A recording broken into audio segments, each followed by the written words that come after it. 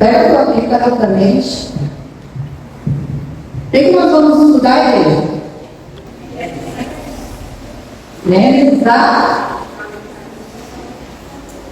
é um desafio muito grande.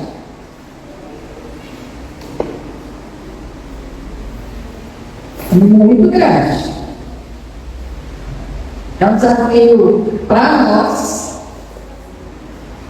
e é um desafio para a igreja.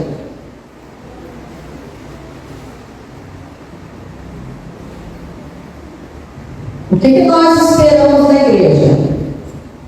Comprometimento. Amém.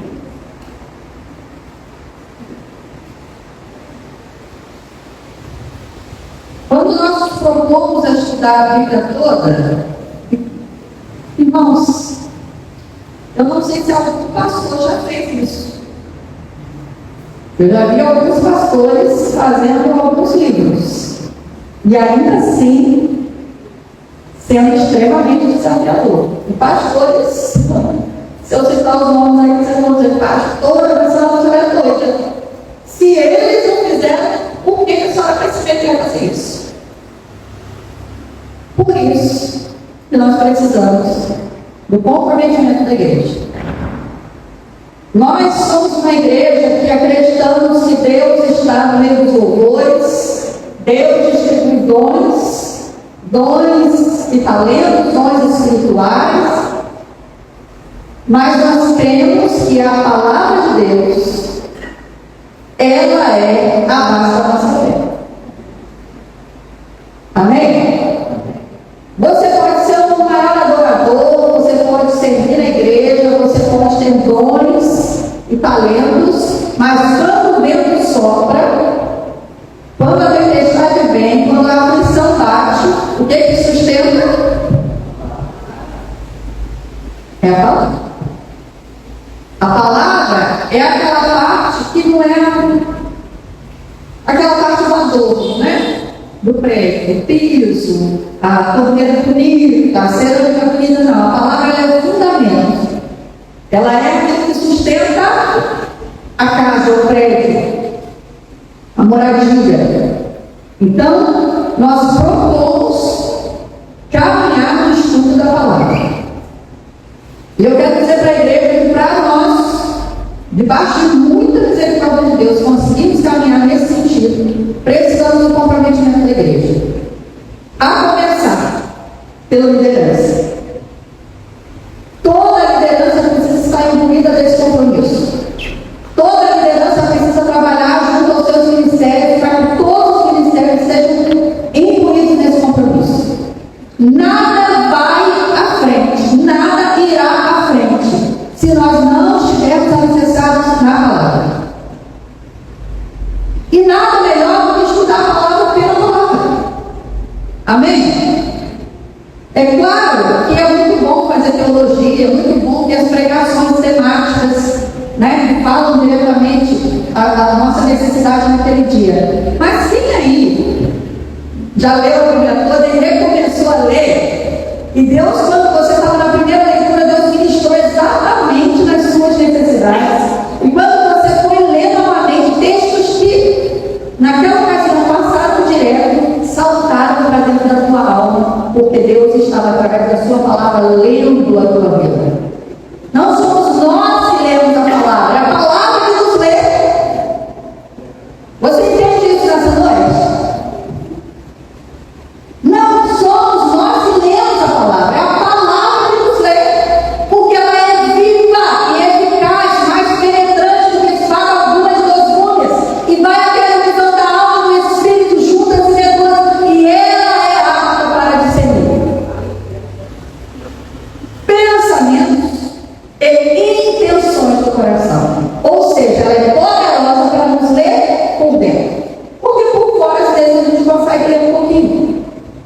Quem já viu aquela série Minta Pra Mim? Lá em mim. O cara faz a leitura facial das pessoas, para descobrir se ela está falando a verdade ou não. Então existe técnica para saber, ele faz uma leitura do nosso exterior, mas a palavra de Deus ela nos lê por dentro. Então quando nós vamos ler a Bíblia, é claro que o Espírito Santo nos ilumina, para nós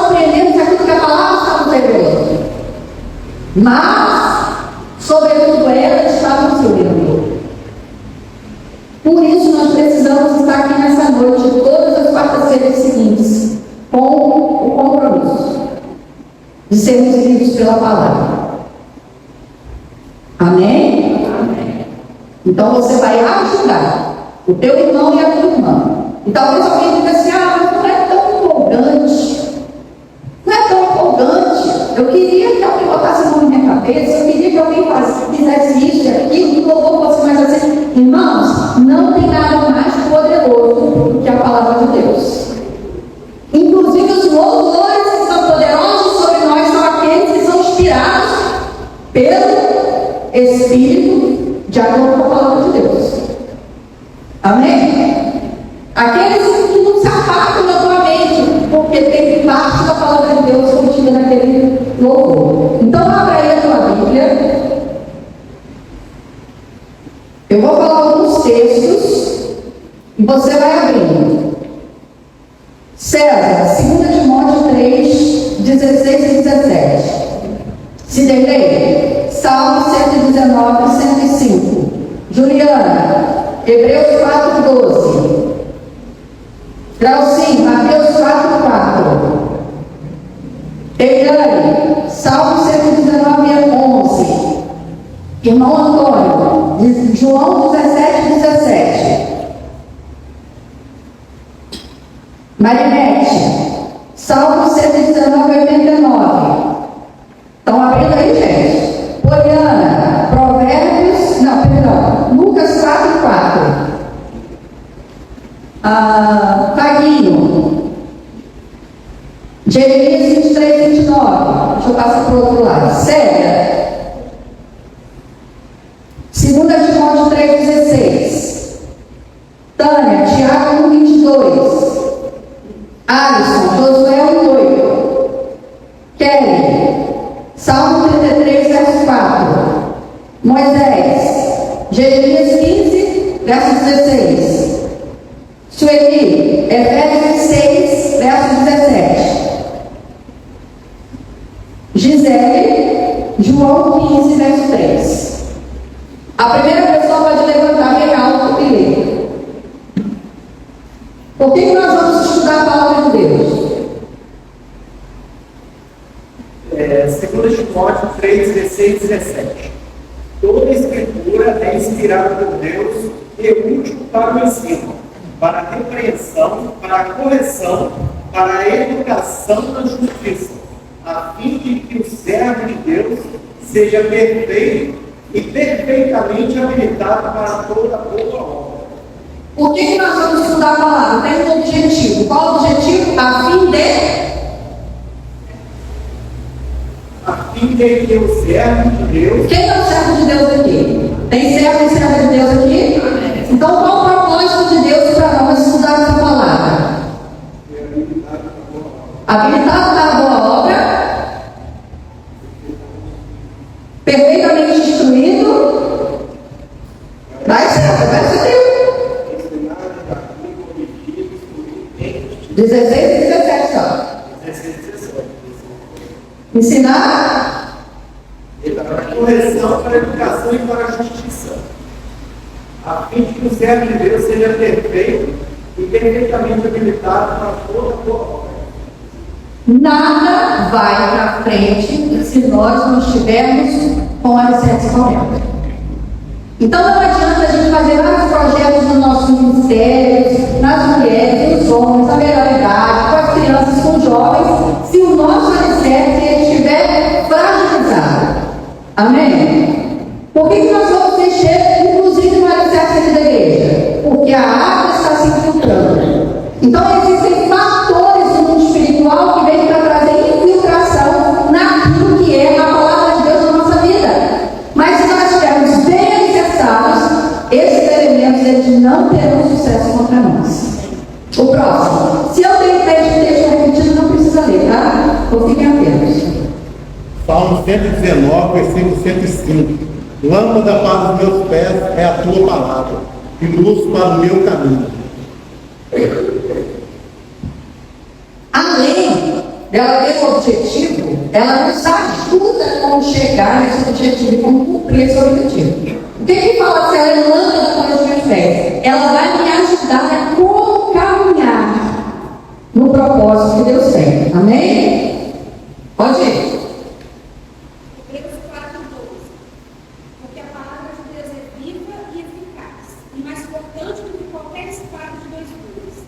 penetra até ao ponto de dividir a alma e o espírito, juntas e medulas, e é apta para discernir os pensamentos e propósitos do coração. O texto que eu recitei. Pode continuar. Mateus 4, 4. Jesus, porém, respondeu: está escrito: não só do pão viverá o homem, mas de toda a palavra que procede da boca de Deus. Ela é alimento para a nossa alma e para o nosso espírito. Pode continuar. Salmo 19, 11. Guardei a tua palavra no meu coração, para que não pecasse contra ti. Ela é proteção. Amém? Ela é proteção, porque as tentações vêm, mas quando encontra a palavra de Deus no nosso coração, nos dá condição de resistirmos ao pecado. Pode continuar. Salmo 119, 89. A tua palavra chegou para sempre e está firmada nos céus. Sabe o que acontece? Se a gente buscar outro fundamento, ele pode ruir. Porque às vezes esse fundamento vem dos nossos conhecimentos, vem da terra, vem daquilo que nós acessamos no nosso conhecimento. Mas a palavra de Deus, ela está firmada onde? Ela não está firmada em conceito humano, ela está firmada no Deus de toda a terra, dos céus e da terra, que criou todas as coisas. É sobre isso que nós vamos estudar daqui a pouco. Pode ler. João 17, 17. Sendo filho da tua verdade. Tua palavra é a verdade. Quando há dúvida, quem é que vem para dirimir toda dúvida? Para tirar toda dúvida? A palavra. Por quê? Porque ela é a verdade. Um dos conceitos do nosso tempo é que não há uma verdade absoluta. Sim ou não? Para nós não existe. Pode não ter verdade absoluta sobre a ciência, sobre a filosofia, a psicologia, sobre a medicina, mas com relação à palavra de Deus, ela é a verdade. Ela não contém a verdade. Amém? Pode continuar. Já leu?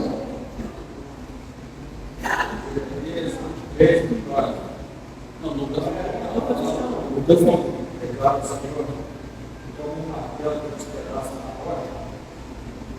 Ela é martelo. Ela é uma ferramenta apropriada para o nível de resistência que se apresenta.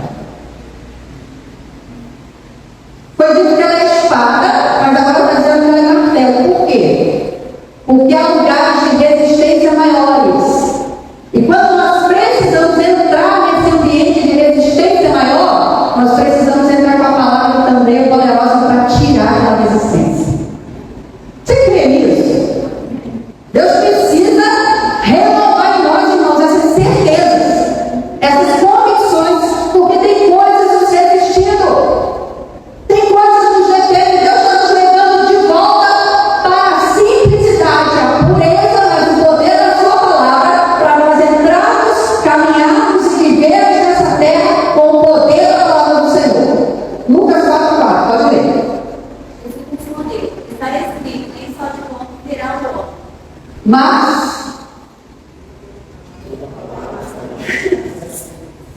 mais alguém? Lá atrás, desse lado aí? Paguinho, já leu todo mundo? Passa para cá. Tiago 1:22. Sejam praticantes da palavra e não somente ouvintes, enganando para vocês mesmos. Vai adiantar, irmão. Ou adiantou até hoje alguém ficar como ouvinte, um espectador da palavra? Ou apenas um mero conhecedor da palavra?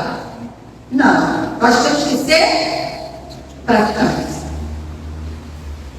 Então, o que Deus está nos chamando? A realizar, fazer com que a leitura da palavra em nós nos leve a visitar a nossa vida e decidir, de fato, tudo aquilo que nós temos ouvido e sendo ministrado, nós estamos praticando. E outra coisa, instigar você a ler a Bíblia. A grande maioria dos crentes lê pouquíssima Bíblia. Nós citamos versos, nós citamos textos, mas lemos pouquíssima Bíblia. Mas eu quero desafiar você a voltar à leitura da palavra. Porque cada vez que você voltar a ler a Bíblia,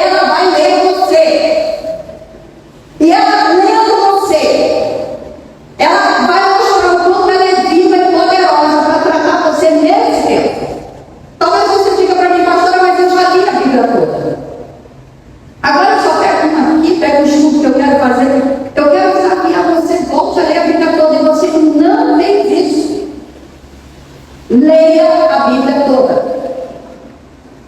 Eu tenho dificuldade.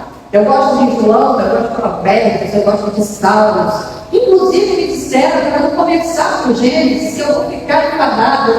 Irmãos, eu li a primeira vez a Bíblia toda adolescente. Sem ninguém me instruir. E eu não fiquei em nada enfadada. Sabe por quê? Porque eu estava permitindo que ela lesse a minha vida. Essa desculpa cabe mais. Nessa desculpa cabe mais. Não Tem cabe.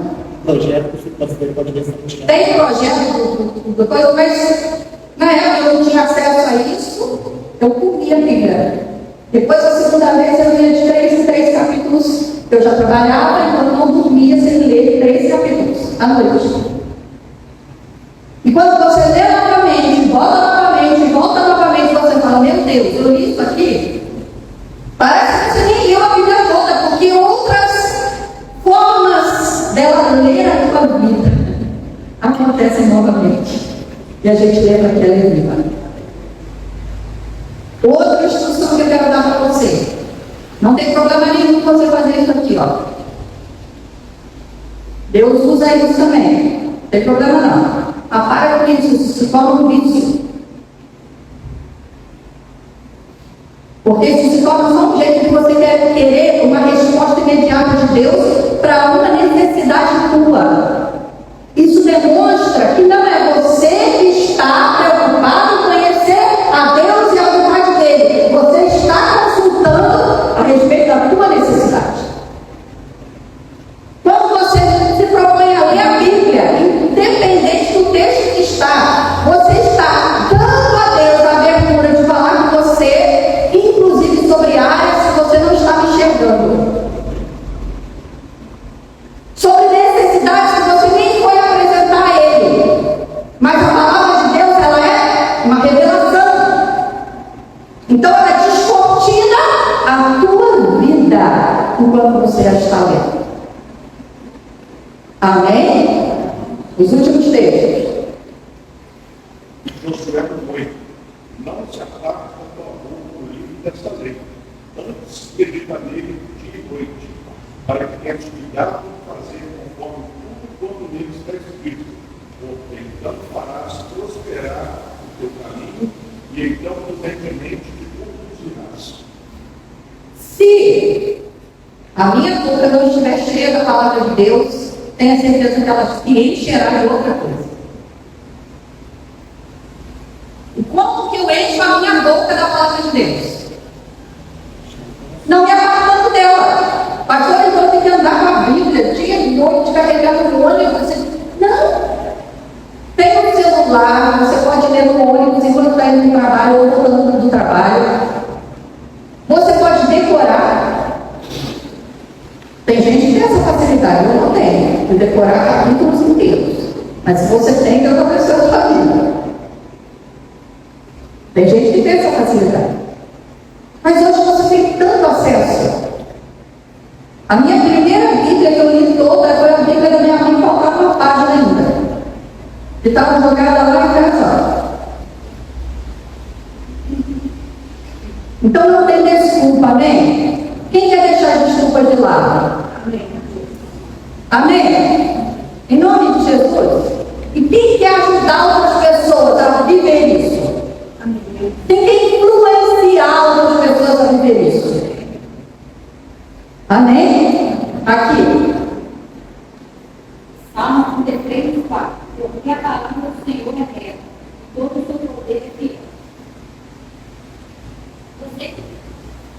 Todo o seu proceder é fiel. Tudo que Deus faz, mediante a sua palavra, é reto e fiel. Ele não mente quando nós falamos a palavra dele. A palavra dele é digna de toda aceitação. Moisés entendeu? Esse 15 e 16. A cada das tuas palavras, dobra comigo. As tuas palavras que foram toda alegria para o coração.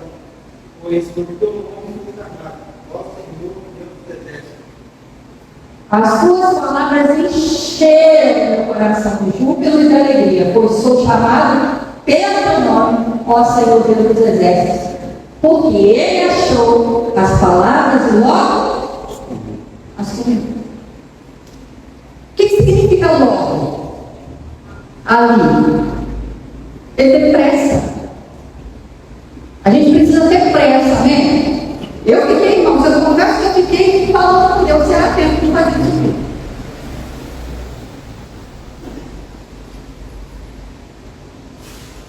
Eu fiquei mesmo. Eu falei, Senhor, fulano fez, o Beltrano só fez uns livros. Quem sou eu? Quem somos nós? E o brasileiro falou, bolsa, estava dando pela nossa cabeça. O temor de Deus nos pega em nós. Pastor, mas a senhora não prega a Bíblia? O pastor não prega a Bíblia? Sim. Mas é um tema aqui, outro tema ali, um texto aqui, outro texto ali. Isso aqui é uma proposta de caminharmos juntos. Não depende só de mim, só do pastor, só de mim. Depende de toda a igreja, ou pelo menos da grande maioria.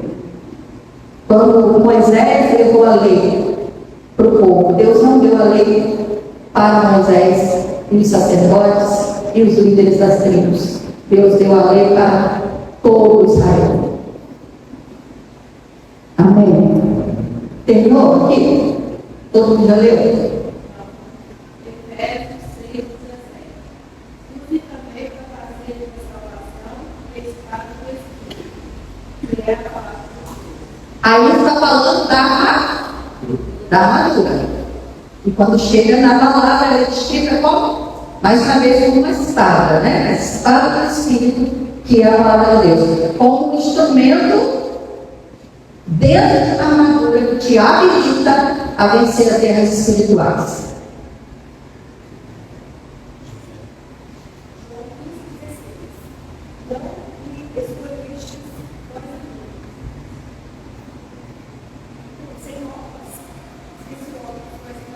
Quinze 3.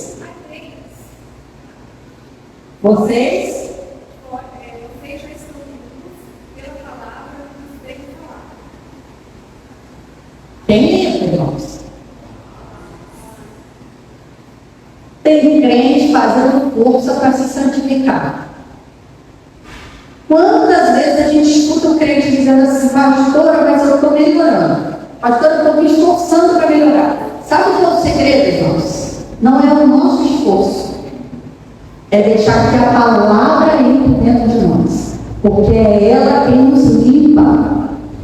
Por que o diabo, ele luta com o crente não aprender a palavra? Ele deixa até você ter uma teoria, sentar todo domingo, mas ficar realmente comendo a palavra, se alimentando dela, não. Porque a palavra limpa.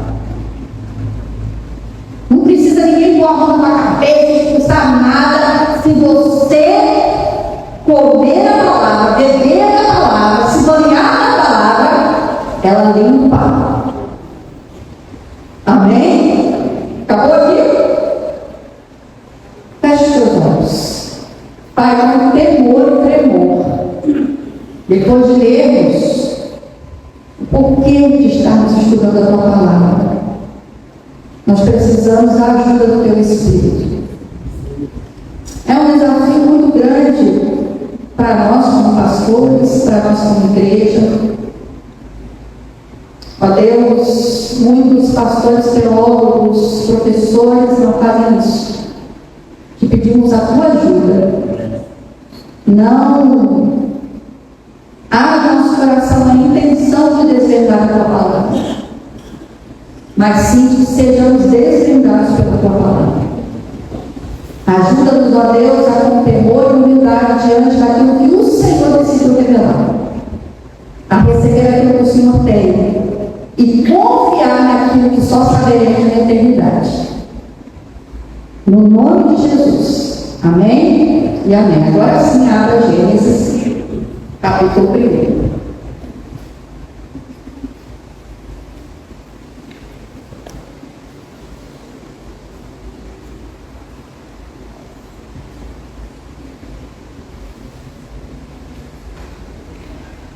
No princípio, criou Deus. Alguém pode ligar o ventilador para mim? No princípio, criou Deus os céus e a terra. A terra, entretanto, era sem forma e vazia. A escuridão cobria o mar que envolvia toda a terra, e o Espírito de Deus se movia sobre a face das águas. Disse Deus: haja luz, e houve luz. Viu Deus que a luz era boa e separou a luz das trevas. Chamou Deus a luz dia, e as trevas chamou noite. Houve então a tarde e a manhã, o primeiro dia. Depois disse Deus: haja entre as águas um limite para separá-las em duas partes. Fez, portanto, Deus o firmamento e separou as águas estabelecidas abaixo desse limite das que ficaram por cima. E assim aconteceu. E Deus, ao firmamento, deu o nome céu. A tarde passou e raiou a manhã, e esse foi o segundo dia. Então disse Deus que as águas que estão debaixo do céu se reúnam num só lugar, a fim de que apareça a terra seca. E assim aconteceu. Deus otorgou o nome de terra à parte seca, e a massa das águas que se haviam ajuntado ele chamou de mares. E observou Deus que isso era bom. E determinou que a terra seja coberta com todo tipo de vegetação, plantas que deem semente, árvores cujos frutos produzam sementes conforme suas próprias espécies. E assim aconteceu. E assim a terra fez brotar toda a vegetação, ervas que dão sementes segundo sua espécie, e árvores que produzem frutos cujas sementes estavam neles de acordo com as suas espécies. E observou Deus que isso era bom. Passaram-se tarde e manhã, esse foi o terceiro dia. Declarou Deus: haja luminares no firmamento do céu, a fim de separar o dia da noite, e sirvam eles de sinais para definir as estações, dias e anos. E que sejam também cruzeiros sobre os céus para iluminar toda a terra. E assim aconteceu. Deus fez os dois grandes cruzeiros, o maior para governar o dia e o menor para governar o andamento da noite. E formou também as estrelas. Deus colocou todas essas luzes nos céus, a fim de iluminarem toda a terra, para dirigirem o andamento do dia e da noite, e fazerem separação entre a luz e a escuridão. E observou Deus que isso era bom. Passaram-se tarde e manhã, esse foi o quarto dia. Disse também Deus: permitem as águas impermear seres vivos, e que as aves voem acima da terra, sob o firmamento do céu. E assim aconteceu. Dessa forma, Deus criou os grandes animais aquáticos e os demais seres vivos que povoam as terras, em conformidade com suas muitas espécies, e todas as aves também de acordo com suas espécies. E observou Deus que isso era bom. Então Deus os abençoou, declarando: sede fecundos, multiplicai-vos, enchei as águas dos mares, e que também as aves se multipliquem na terra. Passaram-se a tarde e a manhã, esse foi o quinto dia. E disse Deus que a terra produza seres vivos segundo suas espécies, rebanhos domésticos, animais selvagens e todos os demais seres viventes da terra, cada um de acordo com a sua espécie. E assim aconteceu. Deus fez, portanto, todas as feras selvagens segundo suas espécies, os rebanhos domésticos conforme suas espécies, répteis e todos os demais seres vivos, cada qual de acordo com sua espécie. E observou Deus que isso era bom. Então Deus determinou: façamos o ser humano à nossa imagem, de acordo com a nossa semelhança. Dominem eles sobre os peixes do mar, sobre as aves do céu, sobre os grandes animais e todas as feras da terra, e sobre todos os pequenos seres viventes que se movem rente ao chão. Deus, portanto, criou os seres humanos à sua imagem, a imagem de Deus os criou. Macho e fêmea os criou. Deus os abençoou e os ordenou: sede férteis e multiplicai-vos, povoai e sujeitai toda a terra, dominai sobre os peixes do mar, sobre as aves do céu e sobre todo animal que rasteja sobre a terra. E acrescentou Deus: eis que vos dou todas as plantas que nascem por toda a terra e produzem sementes, e todas as árvores que dão frutos com sementes. Esse será o nosso alimento. Também dou a todos os animais da terra, a todas as aves dos céus, a todos os répteis da terra, e a todas as criaturas em que há fôlego de vida, todos os vegetais existentes como mantimento de sustento. E assim aconteceu. Então Deus contemplou toda a sua criação, e esse tudo era muito bom. Houve assim a tarde e amanhã, esse foi o sexto dia. Primeiro capítulo da Bíblia lida. Não serão assim todos os capítulos, tá? Alguns nós vamos condensar. Bom, antes de nós entrarmos no texto em si, a gente precisa pensar algumas coisas sobre a Bíblia. A Bíblia, ela tem quantos livros? 60 aí? 66. Dividido em duas partes, que são Velho Testamento e Novo Testamento. Alguém sabe a quantidade de livros no Antigo e no Novo? 39 e 27. O Antigo Testamento, ele é dividido também, subdividido em Pentateuco, histórico, poético, profético, toda essa subdivisão, mas nós não vamos nos aprofundar nisso tudo. Nós vamos começar pelos primeiros livros da Bíblia, na ordem, pelo menos, como foi compilada a nossa Bíblia. A gente já ouviu muito que os estudiosos entendem que o livro de Jó é o livro mais antigo, mas quando a gente foi colocar em ordem, os estudiosos eles decidiram que é assim fica melhor para o nosso entendimento. E não tem problema nenhum nisso, amém, irmãos? Até porque a Bíblia ela não foi escrita dividida por capítulo e versículo, nem por textos desse jeito. Ela foi compilada desse jeito para um melhor entendimento e uma absorção melhor da nossa parte. Mas a gente precisa pensar, entendendo que o autor da Bíblia é Deus. Os escritores mudam, mas o autor é um só. Como assim, pastor? Quem escreve o livro não é o autor do livro? Deus fez diferente. É como se eu decidisse fazer um livro e eu dissesse, Rebeca, você vai escrever o primeiro capítulo para mim. Mas eu vou dizer para você o que você vai escrever. Se não, você vai escrever o capítulo 2. Eu quero o seu jeito de escrever o meu capítulo 2. Aí eu confio a você. Terceiro faltando, eu gosto da sua forma de se expressar. Eu vou enviar você o capítulo 3. Deu para entender? Deus usou vários escritores, mas quem elaborou, quem pensou, foi Deus. Amém? Porque não tinha condição de vários homens diferentes ao longo de um milênio escrever um texto que se entrelaçasse, que fosse vivo a ponto de se conectar. Poderia até por um acaso ter alguma semelhança, mas a Bíblia ela vai sendo costurada, né? Quem já leu a Bíblia toda começa a sem entender algumas coisas, mas você vai chegando lá no profeta e fala, mas eu lembro, aconteceu isso aqui lá atrás, agora estou entendendo. Você chega no Novo Testamento e textos começam a vir citando os profetas. Então a Bíblia toda está costurada porque o mesmo autor está ali revelando toda ela. Amém? Nesse primeiro momento aqui de Gênesis a Deuteronômio, que a gente conhece como Pentateuco. Para os judeus é a Torá, ou lei. Quando eles falam, nós seguimos a lei, é o Pentateuco, ou a Torá. Quem escreveu? Eu falei sobre a autoria. Quem escreveu o Pentateuco? Nós acreditamos que seja Moisés. Existem outras proposições de que tenha sido mais de um escritor, de que tenha sido mais de uma pessoa, porque, inclusive, faz sentido Moisés, chegando ali em Deuteronômio, vai falar sobre a morte de Moisés.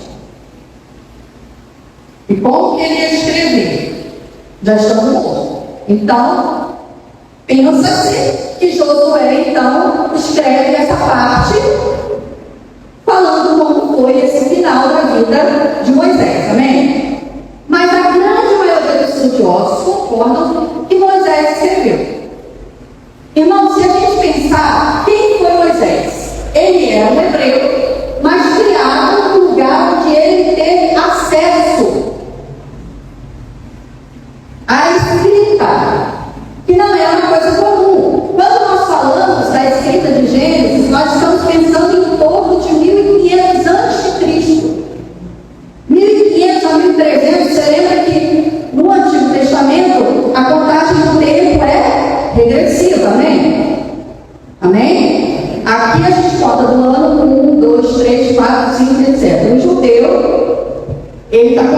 até hoje, porque ele está indo para frente. Mas, como para nós Jesus veio e marcou a história, dividindo-a, nós então voltamos de trás para frente. 5.899, 5.898, 5.000 e assim vai. Então, 1.500 antes de Cristo é mais ou menos a 1.300 o período em que foi escrito o Pentateuco. Moisés, ele estava dentro de um propósito na eternidade, como o pastor sempre ora. Ele diz que o dia de hoje, na eternidade, já estava projetado por Deus. Amém? E Moisés, ele é levado para o Egito, e a gente pensa, meu Deus, como é que lá na mão do faraó ele vai viver o propósito de Deus? Mas Deus está tecendo a história. Moisés tem acesso às melhores escolas da época, faculdades da época, e ele tem uma formação completa para o seu tempo. Mas deixa eu dizer uma coisa para você. Nem tudo que Deus te dá como formação será o que Deus vai usar na tua vida. Deus, ele costuma confundir a gente com a sua sabedoria. Você vai ver isso em Moisés. Moisés sai do Egito cheio de informações, de conhecimento, e é levado para o deserto. No deserto começa o relacionamento de Deus com Moisés. Moisés, ele fica 40 anos ali no deserto, e ali ele tem acesso a uma outra escrita também do povo do seu sogro, da sua família, e fica ali. Então ele tem acesso à escrita dos egípcios, um pouco de acesso às outras escritas, porque outros povos também tinham já uma forma de escrita. E que escrita era essa? Sabe aqueles desenhinhos? Quem já viu o filme do Egito e viu aqueles hieróglifos? Quem já viu? Era escrita egípcia. Não tinha ainda um alfabeto, como nós conhecemos. Pelo menos não ali dentro de onde Moisés estava vivendo. Mas, por que a gente precisa estudar isso? Bom, você não precisa. Eu não preciso. Eu não sou obrigada. Mas eu quero. Amém? Eu quero. Eu quero me dispor a conhecer mais a palavra de Deus. Nós passamos quantos anos da nossa vida na escola? Hoje em dia ainda com 3 anos. E dependendo da pessoa, você está com quantos anos? 31 e ainda está no doutorado, fazendo doutorado, daqui a pouco vai fazer pós-doutorado. E às vezes para a Bíblia, a gente se reserva o direito de querer só o que já está mastigadinho para nós. Alguém vai sentar e vai nos contar alguma coisa. Então você também vai começar a pesquisar, amém? Amém? Amém? Deus nos ajude. Também vai precisar do comprometimento da igreja. Moisés agora sai ali e volta para o Egito. Tira o povo de lá e vai para o deserto de novo. O deserto onde ele ficou 40 anos ali é parte do deserto onde ele ia ficar 40 anos com o povo de Deus agora, não vai sozinho, conduzindo o povo. Só que esse povo que ficou cerca de 400 anos ali no Egito como escravo, eles não estavam só sendo subjugados com o seu corpo. Eles estavam sendo subjugados também naquilo que eles entendiam de Deus, da criação, da vida, da forma como viver em sociedade. Toda a influência do Egito estava sendo posta sobre eles. Então esse povo que sai do Egito, eles saem com o corpo, mas eles carregam o Egito dentro deles. Eles passaram anos ali tendo uma ideia de vários deuses. Eles passaram anos ali tendo uma ideia de como ser irmão, como ser gente, como comer. Lembra que eles tiveram saudade da comida do Egito? Porque eles carregaram o que o Egito disse para eles a respeito de comida. E eles carregaram o que o Egito disse para eles a respeito de Deus, ou de deuses. Porque o Egito, a Babilônia, todos os povos antigos, eles eram politeístas. Acreditavam em vários deuses. E mais, eles carregam isso dentro deles e não abandonam no primeiro momento. E na verdade, eles lidam com dificuldade durante todo esse tempo no deserto em deixar para trás alguma coisa que foi inculcada neles. Por que a Bíblia diz assim? Ensina o menino no caminho em que deve andar. Sabe o que os egípcios estavam fazendo? Esse texto.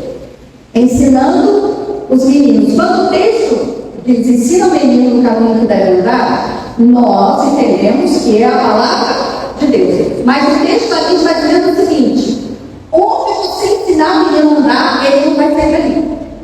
Isso se aplicava numa dominação cultural também. E os egípcios fizeram isso com o povo que entrou lá. 70 pessoas, nós estamos saindo agora, 2 milhões. 70 entraram acreditando num Deus. 2 milhões saíram acreditando em inúmeros deuses. Isso precisava ser limpo.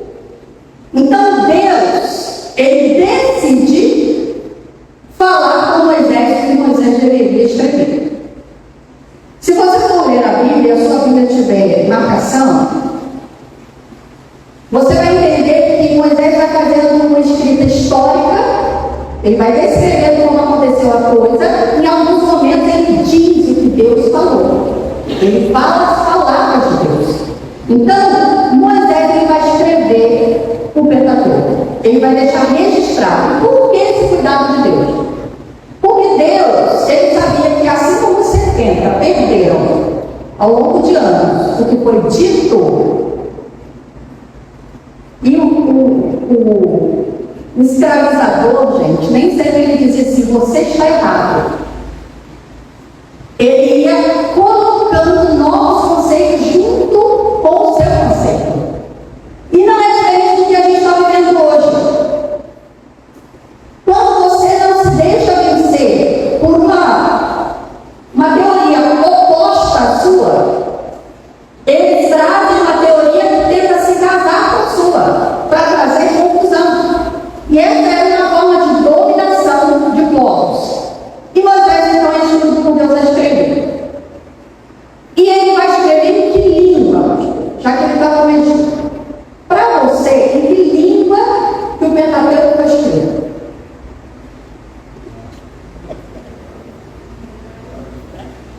Quem acha que foi entrar? Nenhum nem outro. Nenhum nem outro. Quando Moisés escreveu, cerca de 1500 anos antes de Cristo, a 1300, tem aí um pensamento que flutua nesse período, não havia esse hebraico, nem mesmo o hebraico antigo. O hebraico antigo, ele é datado de 600, mais ou menos, antes de Cristo.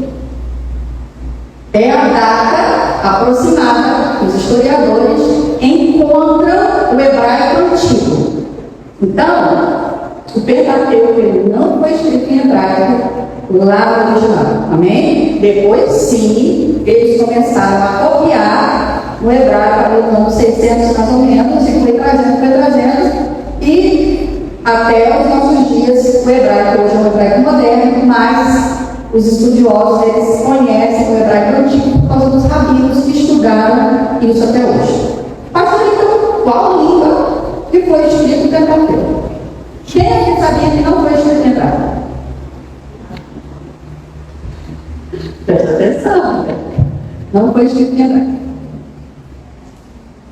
Eu citei aqui duas, você tem uma, né? O hieróglifo, que era dos egípcios. Tinha uma outra língua também, que era a língua cuneiforme, que era o seguinte: no barro, plaquinhas de barro, de argila, enquanto ela estava úmida, isso se estudou lá na história. Quem fez história aí ou prestou atenção nas aulas de história, vai lembrar disso, das primeiras escritas.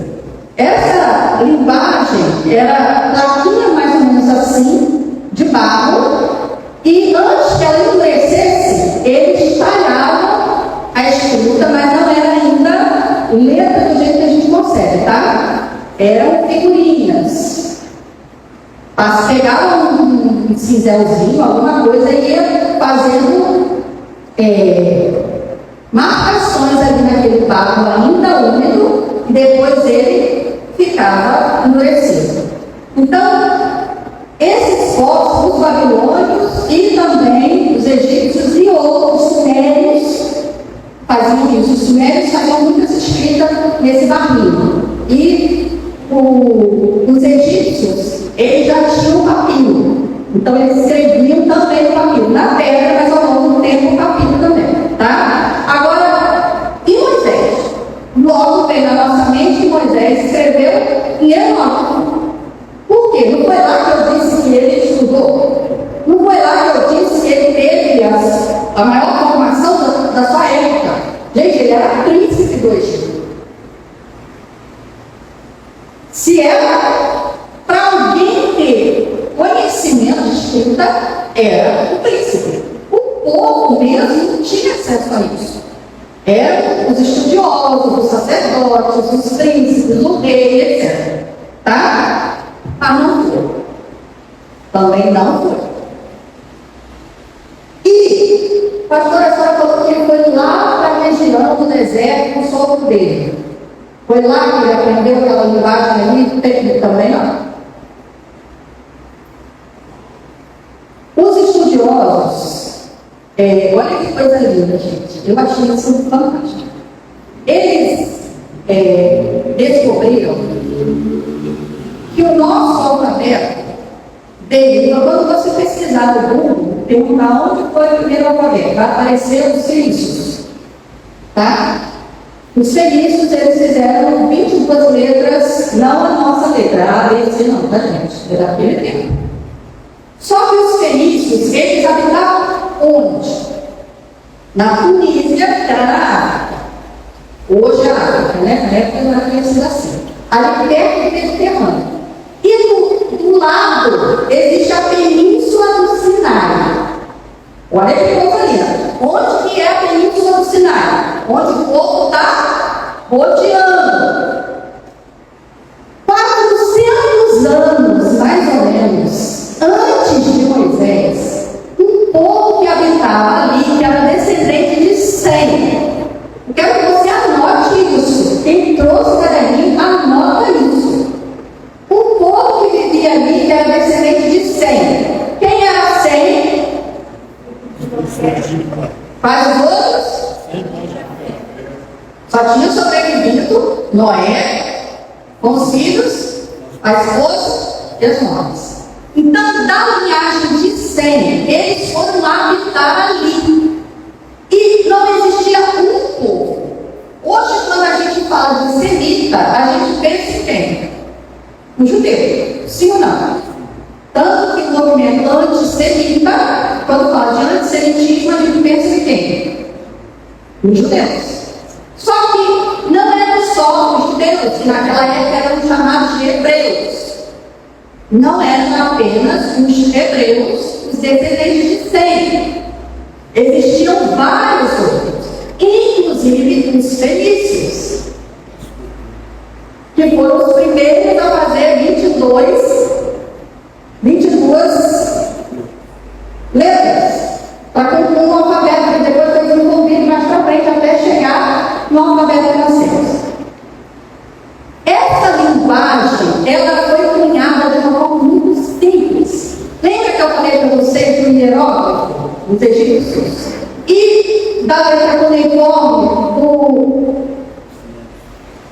dos sumérios? Lembra disso? Era gente da alta estirpe que tinha acesso a essa escrita. Mas sabe quem desenvolve essa linguagem vinda, originada do povo semita ali no Sinai? Pastores e pensadores. Sabe o que eles pensam nesse momento? Gente, os egípcios têm uma coisa que a gente não entende. Ah, mas então vamos pro... Tudo que eu estou esquecendo, gente. Os sumérios. Muito complicado. Depois, se você quiser abrir a internet, olha lá, você vai ver uma coisinha assim, uma ondinha, um tracinho, uma árvore, um raio. Vários, e eles disseram, isso é muito complicado para nós. A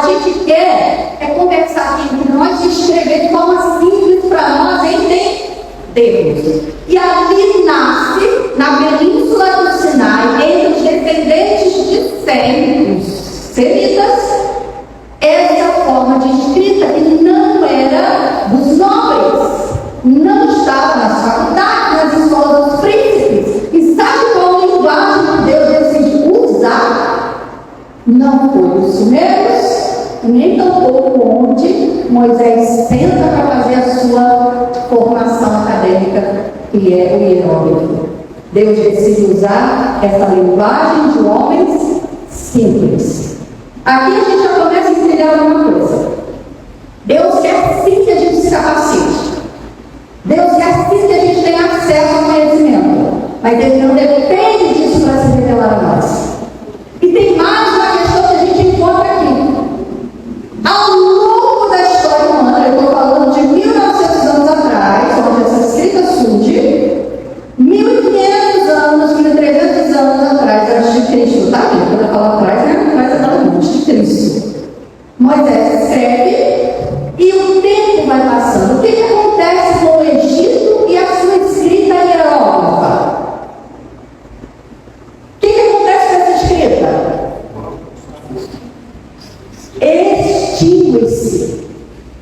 O que acontece com os sumérios? A escrita deles, essa escrita cuneiforme, é extinta. Mas sabe o que acontece com a linguagem desenvolvida na península do Sinai por esses homens simples? Permanece até hoje.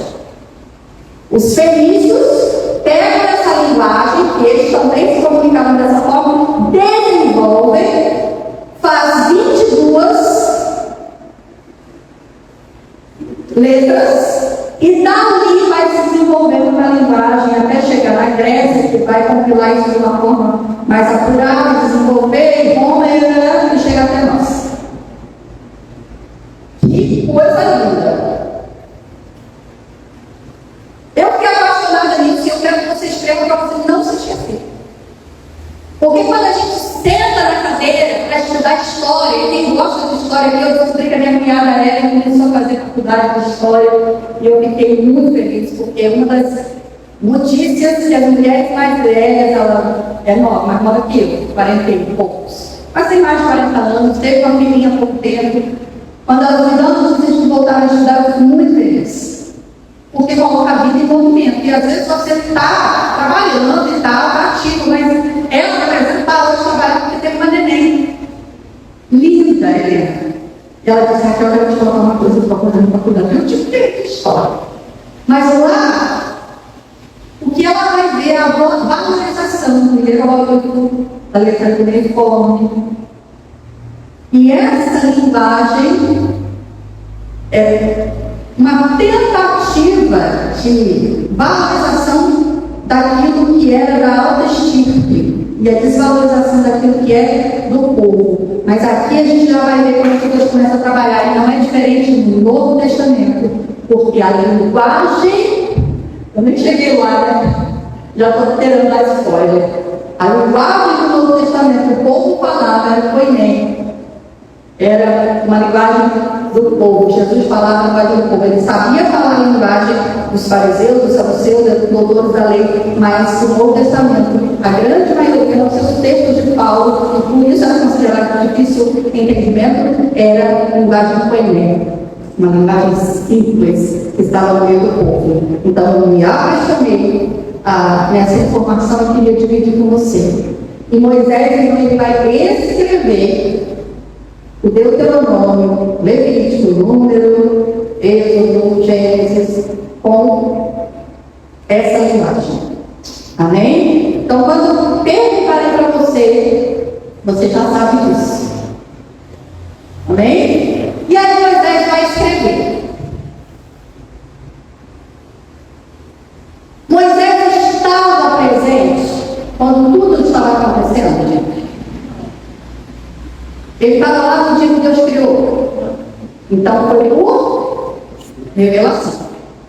Você vê revelação no Novo Testamento em alguns momentos, mas a gente pode citar um que é muito fácil de entender, João. Na ilha de Patmos, ele vê e ouve, Deus fala com ele, mostra para ele várias coisas e ele vai escrevendo. Com Moisés também foi assim. E aí, algumas informações que a gente precisa relembrar. O que nós cremos como crentes? Por que eu estou dizendo nós? Porque tem outras igrejas que creem de outra forma. Há outros pastores que creem de outra maneira. Nós cremos que a palavra de Deus, ela é a palavra de Deus, toda ela. Amém? Alguns acreditam que ela não é a palavra de Deus, mas que ela contém a palavra de Deus. Porque eles julgam que Deus não escreveria tal parte, que Deus não escreveria tal outra parte. Irmãos, se tem uma coisa que Deus não tem problema, é de falar a verdade. Quem leu a Bíblia toda sabe que Deus não esconde o acerto e não esconde o erro. Por quê? Deus não é uma religião, Deus é uma pessoa interessada em se relacionar com o ser humano. Outro fator que eu quero mencionar para você é que a linguagem que Moisés usa para descrever o princípio ou o começo não era tão estranho à época. Outros povos, se você for procurar, conceito do princípio do mundo para os egípcios, para os babilônios, você vai ver lá que eles também tinham um entendimento ou uma narração do princípio. A diferença bem marcante da decoração, da descrição de Gênesis que Moisés faz é que, na teoria, o conceito das outras nações eram vários deuses. Então tinha um Deus supremo, e eu não me detive em ficar gravando o nome deles, gente, porque eu não estou aqui para cada ninguém. Se você tiver tempo, curiosidade, pesquisa que você vai encontrar. Mas tinha um Deus sobre todos os outros, mas tinham semideuses e outros deuses, e eles viviam se intercambiando. Tá? E havia uma massa eterna de água. E nessa massa de água havia uma luta entre esses deuses. E esse Deus teve que lutar com o outro, dominar o outro, partir o outro no meio. Enfim. Mas quando Moisés vai contar como foi o início de todas as coisas, ele começa no princípio, criou Deus. Por que Moisés está começando desse jeito? Primeiro, Deus não se preocupa em explicar-se. Já viu crente tentando explicar Deus, convencer de onde Deus saiu, de onde Deus é, quantos anos Deus tinha ou tem? Deus não se preocupa em explicar nada sobre ele. Ele só está dizendo assim: diferente, meu povo, de onde vocês saíram, introjetaram dentro de vocês que vários deuses estavam lutando entre si na criação. Eu criei no princípio todas as coisas. No princípio criou Deus. A primeira palavra, e aí agora sim é do hebraico, porque as nossas traduções vieram do hebraico. O hebraico antigo passou para o hebraico moderno, para vulgar, para Septuaginta, até chegar na nossa. Está escrito: no princípio criou Deus o céu e a terra. Bereshit bara Elohim. Bereshit significa começo, significa princípio. O livro de Gênesis para os judeus se chama começo. Não está escrito Gênesis lá. Gênesis para nós é uma palavra derivada do grego e etc. Nos dá entendimento que é o princípio, o início. Gênesis é o princípio das coisas. Então Deus fala assim: olha, escreve aí, Moisés. Diferente do que eles ouviram nesses 400 anos, esquece. Sabe por que eu não peguei o nome deles, dos deuses, do Deus fortão, dos outros, da outra deusa foi partida no meio para fazer parte de cima, parte de baixo? Porque Deus falou: esquece. Eu criei no início todas as coisas. E que início é esse? Que princípio é esse? O que está acontecendo aqui? Deus, ele tem dias, meses, anos. Não. Deus é eterno. Mas nós não somos. Nós viveríamos dentro de leis estabelecidas para o universo, para a humanidade, para a plantação, para o mar, para a lua, e nós precisávamos contar o tempo. Então Deus começa a falar numa linguagem que o povo fosse entender. No princípio, ou seja, antes disso, não havia dimensão de tempo conforme vocês entendem. É a eternidade. E eu não vou tentar entender e explicar a eternidade aqui, não, porque a gente não tem conceito humano suficiente para entender isso. Amém? Eternidade é tempo de Deus. Não existe medida, não existe conceito, não existe. A gente não consegue conceber o que é eternidade. É algo que não tem princípio ou fim, é algo que não tem domínio, não tem medição, é eternidade. Mas no princípio criou Deus. Alguém me falou agora, gente? 9, 6. Então Deus tem misericórdia e será a semana que vem. No princípio, aqui Deus começa a marcar tempo. Ainda não é o tempo como a gente conhece agora, porque ele vai falar de dia e noite. Isso vem um pouquinho mais para frente. Mas semana que vem a gente entra em Gênesis, propriamente dito, capítulo 1, pelo menos os primeiros versículos. Deu para ter uma leitura do pano de fundo da escrita do Pentateuco? Ficou alguma dúvida do que eu falei? Eu queria citar, quando você falou que Moisés tinha escrito o Pentateuco, a palavra de vida, quando ele quer, a resposta dele é certa, quando ele quer para voltar e usar o nome dele, a resposta é a Moisés e os profetas. Sim, no Novo Testamento tem vários textos fazendo alusão à lei de Moisés.